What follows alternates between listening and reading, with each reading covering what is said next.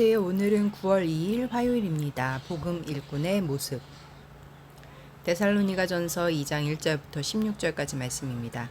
고난 중에 전하는 복음. 형제들아, 우리가 너희 가운데 들어간 것이 헛되지 않은 줄을 너희가 친히 아나니, 너희가 아는 바와 같이 우리가 먼저 빌립보에서 고난과 능욕을 당하였으나 우리 하나님을 힘입어 많은 싸움 중에 하나님의 복음을 너희에게 전하였노라. 우리의 권면은 간사함이나 부정에서 난 것이 아니요 속임수로 하는 것도 아니라 오직 하나님께 옳게 여기심을 입어 복음을 위탁받았으니 우리가 이와 같이 말함은 사람을 기쁘게 하려 함이 아니요 오직 우리 마음을 감찰하시는 하나님을 기쁘시게 하려 함이라. 복음 전하는 이의 태도. 너희도 알거니와 우리가 아무 때에도 아첨하는 말이나 탐심의 탈을 쓰지 아니한 것을 하나님이 증언하시느니라. 또한 우리는 너희에게든지 다른 이에게서든지 사람에게서는 영광을 구하지 아니하였노라. 우리는 그리스도의 사도로서 마땅히 권위를 주장할 수 있으나 도리어 너희 가운데서 유순한 자가 되어 유모가 자기 자녀를 기름과 같이 하였으니 우리가 이같이 너희를 사모하여 하나님의 복음뿐 아니라 우리의 목숨까지도 너희에게 주기를 기뻐함은 너희가 우리의 사랑하는 자 됨이라. 바울의 본. 형제들아, 우리의 수고와 애쓴 것을 너희가 기억하리니 너희 아무에게도 패를 끼치지 아니하려고 밤낮으로 일하면서 너희에게 하나님의 복음을 전하였노라. 우리가 너희 믿는 자들을 향하여 어떻게 거룩하고 옳고 흠없이 행하였는지에 대하여 너희가 증인이요 하나님도 그러하시도다. 너희도 아는 바와 같이 우리가 너희 각 사람에게 아버지가 자기 자녀에게 하듯 권면하고 위로하고 경계하노니 이는 너희를 부르사 자기 나라와 영광에 이르게 하시는 하나님께 합당히 행하게 하려 함이라. 고난받는 교회들. 이러므로 우리가 하나님께 끊임없이 감사함은 너희가 우리에게 들은 바 하나님의 말씀을 받을 때에 사람의 말로 받지 아니하고 하나님의 말씀으로 받음이니 진실로 그러하도다. 이 말씀이 또한 너희 믿는 자 가운데에서 역사하느니라. 형제들아, 너희가 그리스도 예수 안에서 유대에 있는 하나님의 교회들을 본받은 자 되었으니 그들이 유대인에게 고난을 받음과 같이 너희도 너희 동족에게서 동일한 고난을 받았느니라. 유대인은 주 예수와 선지자들을 죽이고 우리를 쫓아내고 하나님을 기쁘시게 하지 아니하고 모든 사람에게 대적이 되어 우리가 이방인에게 말하여 구원받게 함을 그들이 금하여 자기 죄를 항상 채우매 노하심이 끝까지 그들에게 임하였느니라.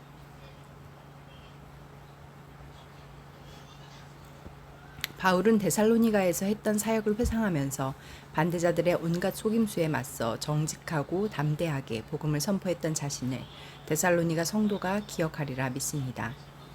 1절부터 4절까지 말씀에서 하나님은 어떤 분입니까? 맡길 만한 사람에게 일을 주시고 그 일을 할 수 있는 힘을 공급해 주십니다. 바울과 그의 동료들은 하나님이 자신들을 인정하셔서 복음 전하는 일을 맡기신 것을 알았기에 사람들의 인정을 구하지 않고 오직 하나님을 기쁘시게 하려고 힘썼습니다. 그들이 많은 싸움 중에도 지치지 않고 계속해서 복음을 전할 수 있던 것도 하나님이 그 싸움을 이길 수 있는 힘을 주셨기 때문이었습니다. 우리도 하나님의 이름을 힘입어 살 때 시험에 넘어지지 않고 어려움을 넘어설 수 있습니다. 5절과 10절 말씀에서 나에게 주시는 교훈은 무엇입니까? 바울과 그의 동료들은 사람을 홀리는 말로 자신들의 욕심을 채우려 하지 않았습니다. 바울은 자기들이 성도 가운데서 얼마나 정직하게 행동했으며 어떻게 희생적인 삶을 살았는지 데살로니가 성도가 이미 알고 있다는 사실에 호소하며 순수한 의도를 변호했습니다. 하나님도 이 사실을 입증해 주실 증인이라고 밝혔습니다. 말씀을 전하는 자들이 저지르기 쉬운 잘못은 자신에게 먼저 해야 할 요구를 유려한 말솜씨로 다른 사람에게 떠넘기는 일입니다. 바울 일행이 당시 시대 상황에서 성도에게 조금의 짐도 지우지 않으려고 혼신을 다해 몸으로 희생했던 모습을 묵상하며 내가 먼저 해야 할 일은 무엇인지 살펴봅니다.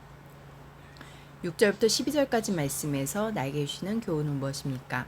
바울은 성도를 향해 때로는 자녀를 양육하는 유모와 같이 사랑을 기울였고 때로는 자녀를 가르치고 훈련하는 아버지와 같이 한 사람 일에는 모성과 부성이 함께 어우러지고 양면이 모두 적절하게 발휘되어야 합니다.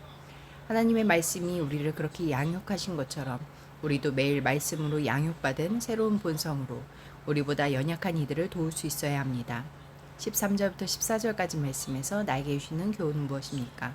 바울이 전한 말씀을 전적인 하나님의 말씀으로 받아들이자 그 말씀이 데살로니가 성도 속에 역사하여 기꺼이 고난받는 삶을 선택하도록 이끌었습니다.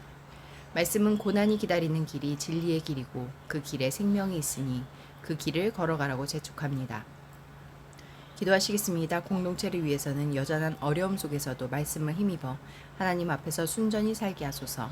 열방을 위해서는 신생 파송국에서 국제 선교 단체 역할이 더욱 중요해지고 있다.